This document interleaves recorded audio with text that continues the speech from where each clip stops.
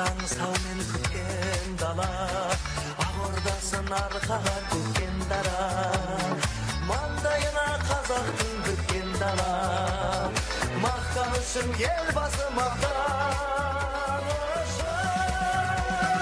Қиындықты жеңген, қалың елі сенген, ғасырлардан озған ардуға, елбасы ағам көрсем, болсын аман есен, халық үшін туамыз ұлан.